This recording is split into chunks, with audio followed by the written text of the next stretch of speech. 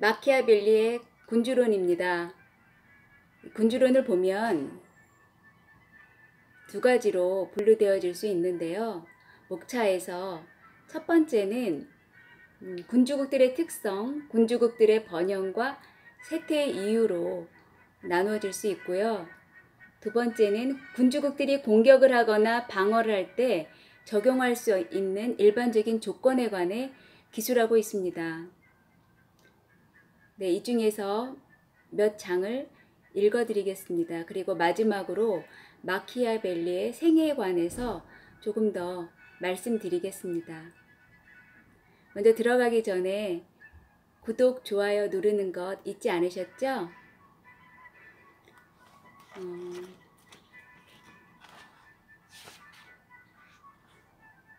네, 마키아벨리가 군주정에 관해서 쓴 내용입니다.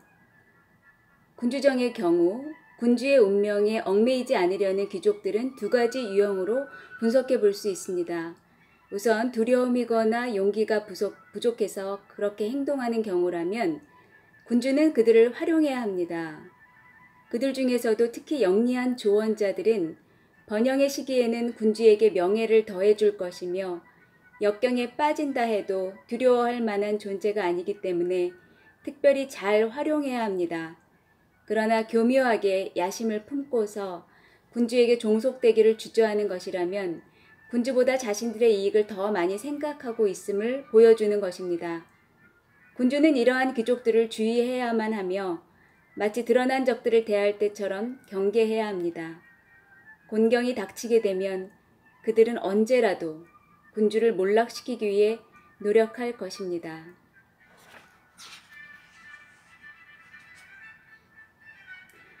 그리고 백성을 권력의 기반으로 삼은 군주의 경우입니다.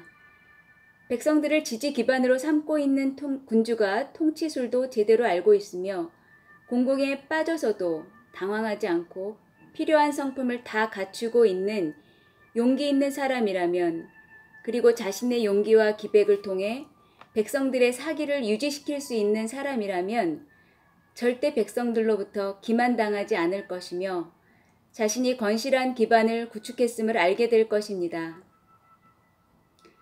관료들이 통치하는 국가의 위험성입니다. 이러한 형태의 군주국은 보통 적절히 운영되던 시민사회에서 절대적인 정부 체제로 변환시키려 할 때 커다란 위험에 처하게 됩니다. 이러한 군주들은 자신이 직접 통치하거나 관료들을 통해 통치하기 때문입니다. 국가가 공경에 처해 시민들이 필요하게 될 때면 남아있는 자들은 거의 찾아볼 수 없습니다. 그리고 이런 시기에 그들의 충성도를 시험하는 것은 매우 위험한 일입니다. 그것은 단 한 번만 해볼 수 있는 일이기 때문입니다.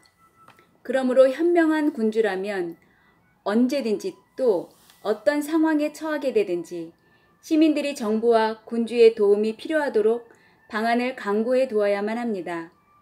그렇게 하면 시민들은 언제나 군주에게 충성을 바칠 것입니다.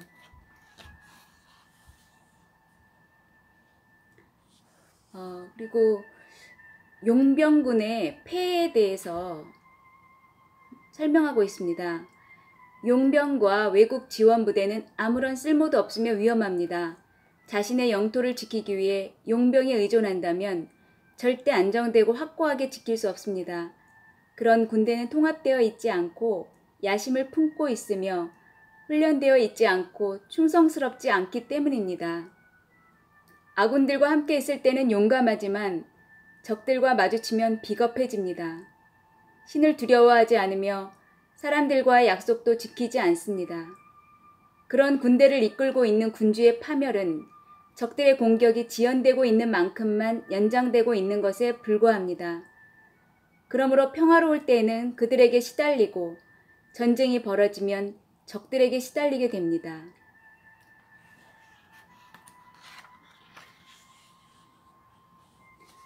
그리고 군주는 자신의 군대를 가져야 한다고 마키아벨리는 말하고 있습니다. 군주는 자기 자신이 직접 군대의 수장으로서 지휘해야만 하며 공화국은 자신들의 백성 중에서 지휘관을 선정하여 파견해야 합니다. 만약 파견된 자가 무능하다면 소환해야만 하며 유능하다면 자신의 권한을 넘어서는 일을 못하도록 법률로서 견제해야 합니다.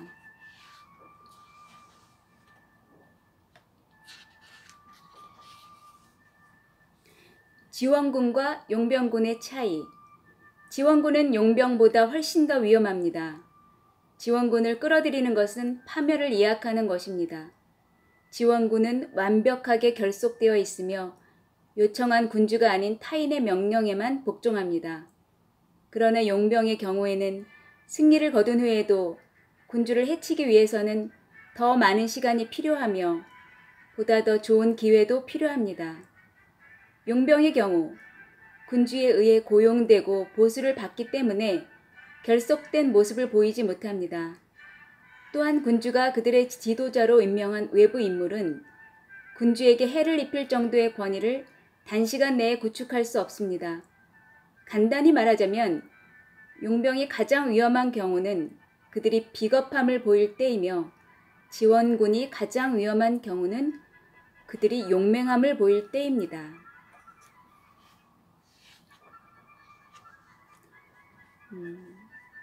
두 번째 장에 나오는 내용인데요. 군사와 관련된 군주의 의무로서 마키아벨리는 이렇게 기술했습니다. 평화로운 시기에 더욱 많은 준비를 해두어야만 합니다. 이러한 준비에는 두 가지 방법이 있습니다. 그 한 가지는 실제 훈련을 하는 것이고 다른 한 가지는 연구를 하는 것입니다. 훈련에 있어서는 군대를 잘 조직하고 훈련시키는 것 외에도 자주 사냥을 떠나 신체가 거친 환경에 익숙하도록 만들어야 합니다. 그리고 지형의 특성을 알고 있어야만 하며 산맥이 어떻게 솟아있고 계곡은 어떻게 전개되며 평원은 어떻게 펼쳐져 있는가를 알고 있어야만 합니다. 또한 강물과 습지의 특성을 꿰뚫고 있어야 하며 모든 관심을 이러한 모든 것들에 집중하고 있어야만 합니다. 위대한 인물을 모방한 현명한 군주들을 구체적으로 나열했는데요.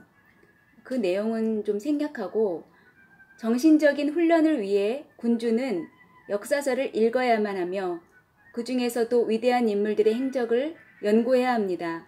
군주는 그들이 전시에 어떻게 처신했는지 살펴봐야 합니다. 실패를 피하고 성공을 본받기 위해 그들이 거둔 성공과 실패의 이유들을 면밀히 검토해야 합니다. 군주의 성품에 관해서 말하고 있는데요. 군주는 여우와 사자의 성품을 활용해야 한다. 군주는 짐승의 성품을 잘 활용할 수 있어야 하며 짐승들 중에서도 여우와 사자의 성품을 선택해야 합니다. 사자는 함정을 피할 수 없으며 여우는 늑대를 피할 수 없기 때문입니다. 함정을 알아차리기 위해서는 여우가 될 필요가 있으며 늑대를 깜짝 놀라게 하려면 사자가 될 필요가 있는 것입니다. 단순히 사자의 역할만 하려는 군주는 모든 일의 본질을 제대로 이해하지 못합니다. 그러므로 현명한 통치자라면 약속을 지키는 것이 자신에게 불리해지거나 약속하도록 만들었던 이유가 사라지게 되면 약속을 지킬 수도 없을 뿐더러 지켜서도 안 됩니다. 만약 모든 인간이 선하다면 이 교훈은 적절하지 않을 것입니다. 그러나 인간들은 사악하여 군주에게 했던 약속들을 지키지 않을 것이기 때문에 군주 역시 그들에게 했던 약속들을 지킬 필요가 없는 것입니다. 충성스러운 측근을 판단하는 방법과 신뢰 유지법입니다. 군주가 측근에 대해 판단할 수 있도록 해주는 가장 확실한 방법이 한 가지 있습니다. 만약 측근이 군주보다는 자신에 대해 더 많이 생각하고 모든 행동에서 자신의 이익을 추구한다면 그는 결코 좋은 측근이 될 수 없으며 군주는 그를 절대로 신뢰할 수 없습니다. 군주를 대신하여 국가를 다스리는 사람은 절대 자신을 돌아봐서는 안 되며 언제나 군주에 대해서만 생각해야 하기 때문입니다. 또한 그는 자신이 모시고 있는 군주와 관련이 없는 일에는 절대로 관심을 가져서는 안 되기 때문입니다. 반면에 군주는 측근의 충성심을 유지시키기 위해 그를 잘 관찰하여 우대하고 부유하게 만들며 친숙하게 대함으로 명예와 책임을 나누도록 해야 합니다. 그렇게 하면 그 측근은 군주 없이는 자신이 존재할 수 없다는 것을 알게 되고 풍부한 재산이 있으므로 더 많은 재산을 탐하지 않게 되며 자신에게 부여된 많은 임무들로 인해 변화를 두려워하게 되는 것입니다. 그러므로 측근과 군주가 그러한 태도로 관계를 유지한다면 서로 신뢰할 수 있을 것입니다. 만약 그런 관계를 유지하지 못한다면 그 두 사람 모두 해로운 결과를 맞게 될 것입니다.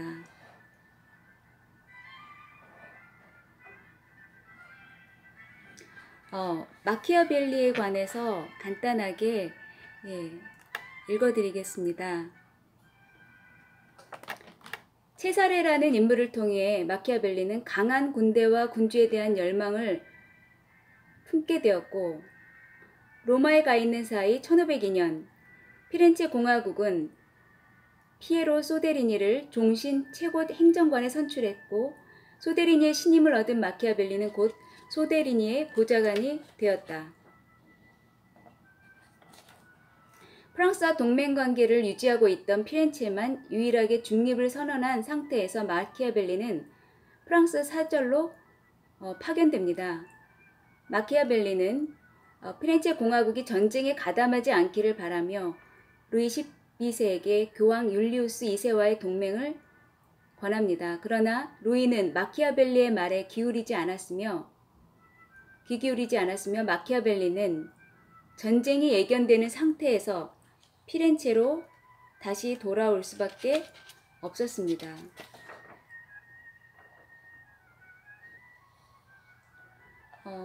피렌체로 복귀한 후 메디치가와 마키아벨리의 은둔 생활에 관해서 간략히 말씀드리겠습니다.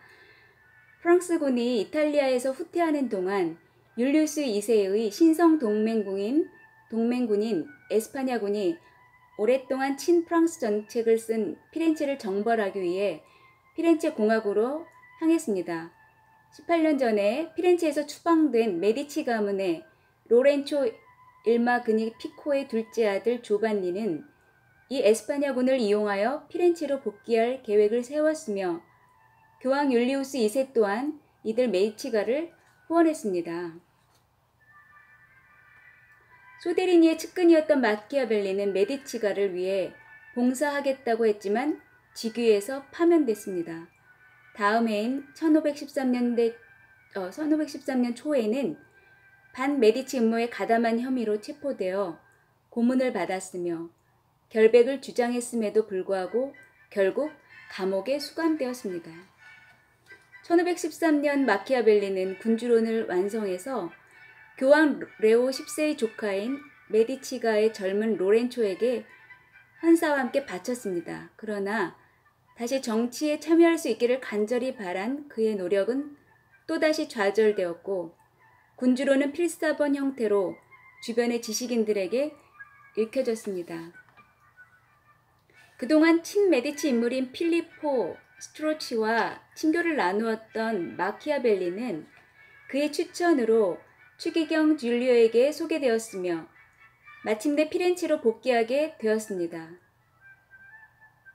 1524년 피렌체에서 8권을 끝낸 마키아벨리는 교황에게 이 책을 헌정합니다. 그러나 1527년 초 카를의 에스파냐 군대와 독일 용병들이 코나크 동맹을 결성한 이 교황을 처벌하기 위해 로마로 향했습니다. 오랫동안 봉급을 받지 못한 이 용병군들은 로마를 처절하게 약탈했으며 교황이 감금되는 상황에까지 이르게 됩니다. 그동안 로마의 교황을 구출하려고 나섰던 구이차르디니와 마키아벨리는 로마가 함락되었다는 소식을 들으며 피렌체로 돌아갈 수밖에 없었고 결국 동맹 군대를 해산했습니다. 교황이 구금되었다는 소식을 들은 피렌체 공화국은 메디치가를 추방해버리고 공화정 체제를 부활시켰습니다. 드디어 피렌체에 자유가 찾아왔다고 생각한 마키아벨리는 조국에서 다시 일할 수 있으리라 생각하며 피렌체 공화국의 서기관직에 선출되기를 희망했습니다. 그러나 그의 소망은 메디치가를 위해 일했다는 이유로 거부되었으며 그로부터 한 달이 안 되어 병으로 쓰러진 마키아벨리는 다시는 일어나지 못합니다.